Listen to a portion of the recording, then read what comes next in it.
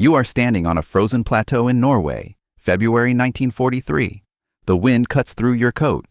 Below you, lit up against the snow, sits the Vemork hydro plant. Inside it, vats of heavy water are cooling under guard. This water is not for drinking. It is fuel for a weapon Adolf Hitler's scientists are racing to build. 9 commandos glide toward the fence on skis, explosives strapped to their backs. Their orders are simple: destroy the heavy water. Stop the German bomb before it starts. But what if their charges had failed to detonate? Picture the fuses sputtering out in the cold. Picture the guards waking early, rifles raised, the commandos pinned against the ice with nowhere to run. The sabotage of Vemork was never guaranteed. A single frozen wire, one alert soldier, one wrong step on the ice, and Nazi Germany keeps its stockpile intact. Now walk forward into that world. Werner Heisenberg's team does not lose its heavy water. Their reactor experiments continue through 1943 without interruption.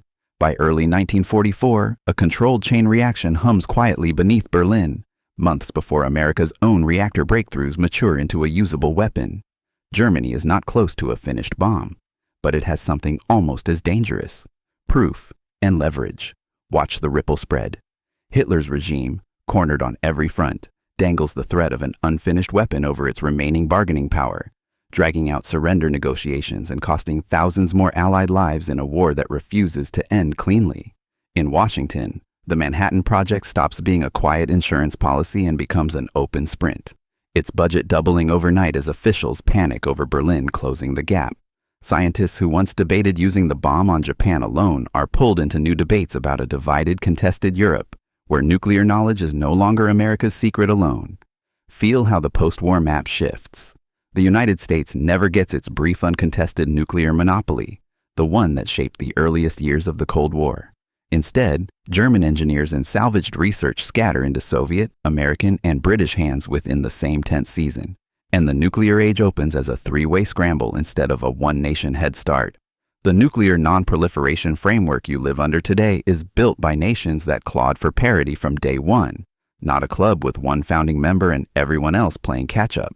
Now look at your own world. Every nonproliferation treaty debate, every argument over which nations get inspected and which get trusted, traces back to how unevenly that first stockpile of knowledge was actually held. Every Cold War documentary that opens with American nuclear dominance is describing a monopoly that, in this timeline, barely exists. The tense standoffs you associate with 1962 might have arrived a decade earlier, sharper, with more players holding the same dangerous cards. You are standing on that frozen plateau again. The wind still cuts through your coat. But this time, you know the commandos below. You are not just soldiers on skis. They are the reason the nuclear age started with one country holding the only card instead of 3 countries fighting over an even hand. What if their charges had failed? You would be living in a colder, more crowded arms race than the one history actually gave you.